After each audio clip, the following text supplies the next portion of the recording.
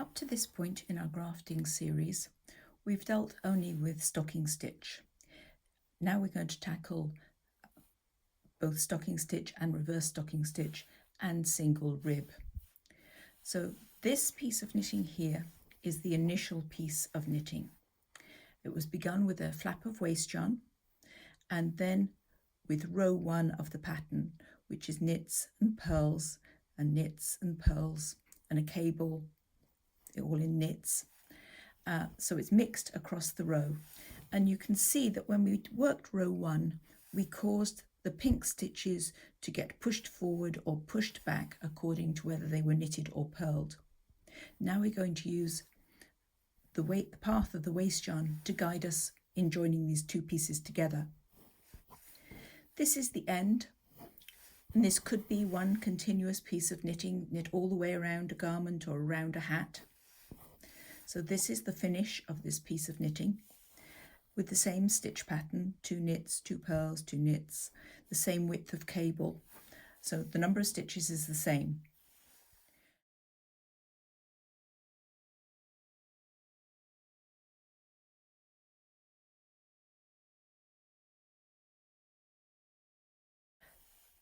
This can be begun in the middle of the cable because that makes matching easier, but I'm going to demonstrate this from the right hand side, from the edge. So we're going to join the heads of these stitches to the feet of their great-great-great-grandparents. The first thing that would have happened if we'd carried on knitting with a needle was the yarn would have continued up here. So we follow the tail of that pink yarn and we're into the edge stitch now. I cut off my working yarn with a tail that was about 4 or 5 times the width of the knitting, which should be sufficient to get us across this row. Now on the top edge, we have to look carefully for that edge stitch, and we can see that it's been held by that pink stitch. So if I copy that waste yarn and go around both sides of that stitch, I can come back to this side and go back into the stitch I came from. So my sewing yarn came out of this green stitch. Don't let that pink yarn fool you. And then the pink yarn takes you in and into the side of stitch 2. The edge stitches are usually the fiddliest because they're often distorted. So we'll just tuck that in there, and we have made a proper connection of that side stitch all the way up the side of the knitting. We go back to the other side and we follow around the base of base of stitch 2 and back into stitch 2. Now here's where the fun starts. We're into reverse stocking stitch. So just have faith and follow the pink waste yarn. So instead of going under 2 pieces, that would make it into stocking stitch, I go under there and follow the pink yarn up here. And before we go any further, we make sure that that 2-stitch column is neatly aligned. Now on the top side, I've copied this, so the next pink stitch I have to copy comes up and goes down and back to this side.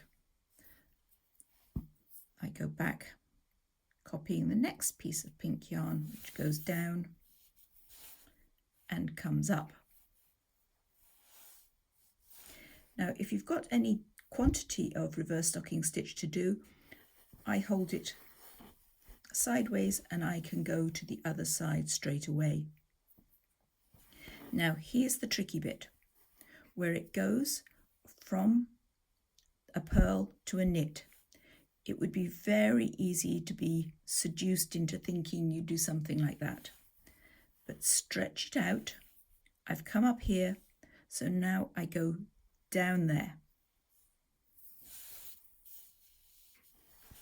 and back into the last of those 2 purl stitches, and this time the yarn goes back into the side of a knit. So I'm into the side of a knit. Now I can go around the base of the next one. The stocking stitch join should be fairly second nature to you by now. And always use the stocking stitch areas, and I could just pull the yarn out there to check, but I might as well get myself into that next purl stitch. But if I hold this out now, it should be looking perfect and unbroken, apart from the blips of colour of waste yarn, which will be removed later. The transitions between the pearls and the knits are the trickiest spot. So come up here, we've done that one. So up and down, copying that pink stitch. Down and up.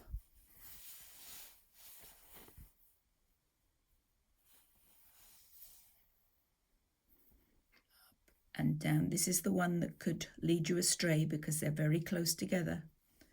But remember that pink yarn comes down here and goes back into that purl stitch and along into the next knit, which is the side of the cable. And the stitches we're sewing are a real row of knitting, so don't make them looser or tighter than the originals. Now we're at the side of the cable, so I come into the side of that stitch around the base, and this actually adds a row to our cable repeat. So when you graft knitting, it counts as a row of knitting on your fabric. Let's count the cable.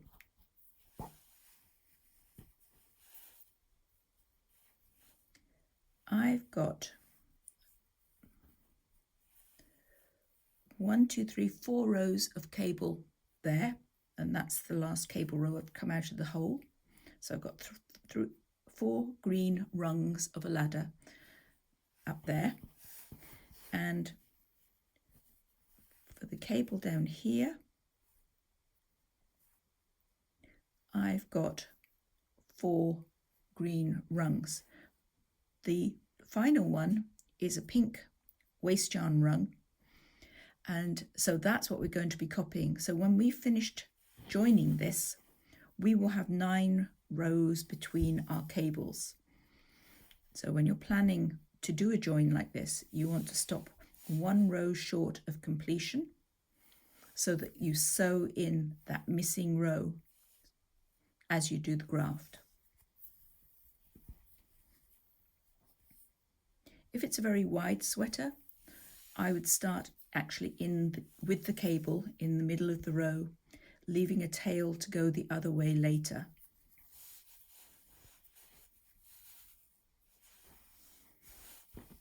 And we check that the sides of that cable are perfectly aligned.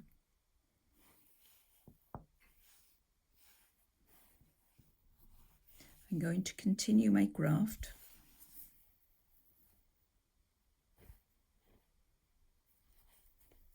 Tucking the flaps inside, copying the pink stitches,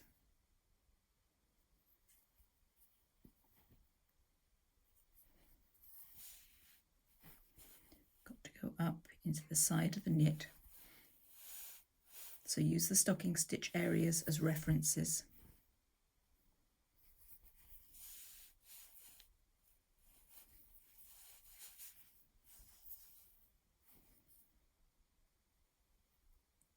Up into the purl.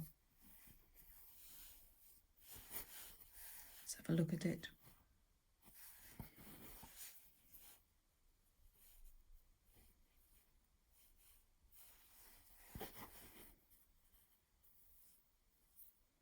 So I'm changing this to my preferred way of holding reverse stocking stitch join.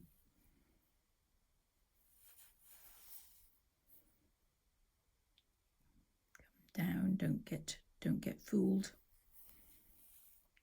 You can stretch this out as much as you need to. Now I'm into the single rib. You're going to have to be on your game here. Up into the side of the knit, round the base of a knit, then up into the purl, up and over for the purl, down and into the knit. Practice with bright colours. So into the knit, I'm around the base of the knit, and heavyweight yarn to begin with so that you can clearly see your stitches.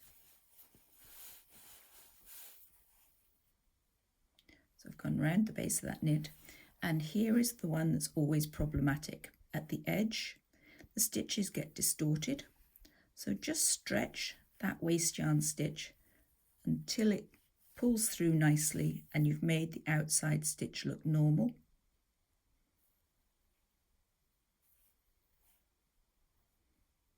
And then take your needle through where the pink yarn goes, the waste yarn, and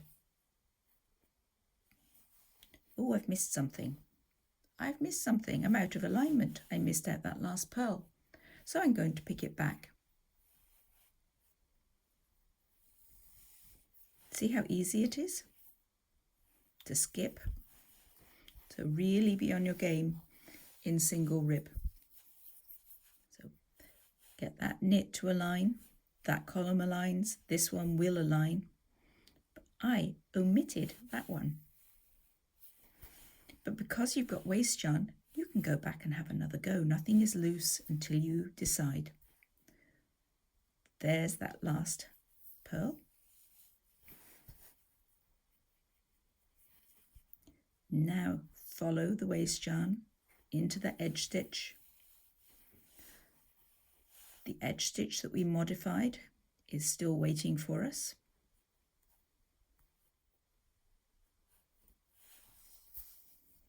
And back into the edge stitch, and we're all done correctly this time.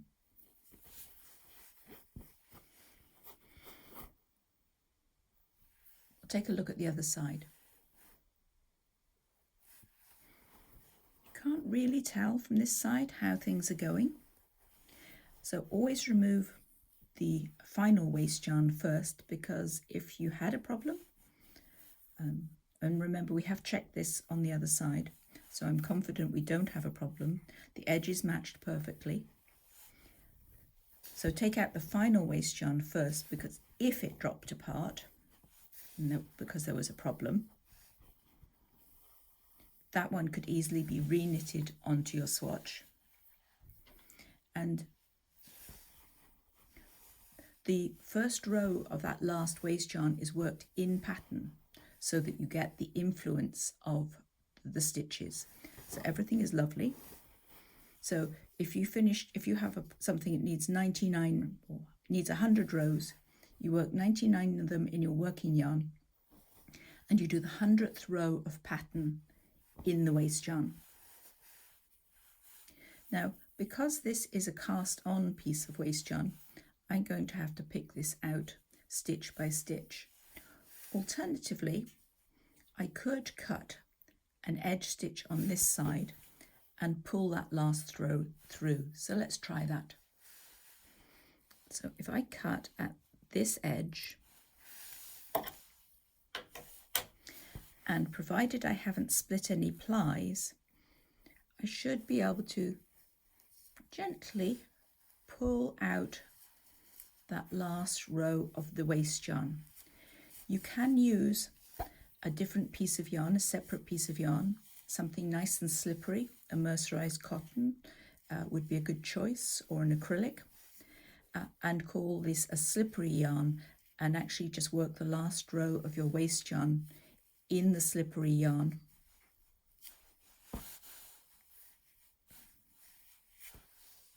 So I've pulled that row out, This waste yarn flap can be removed, and waste yarn flaps can be reused. You can save that to reuse it on another project. And once that's washed and blocked, you have a perfect join. But remember, this is joining the heads of stitches to the feet of stitches. You won't get a perfect join if you try doing the stitches head to head.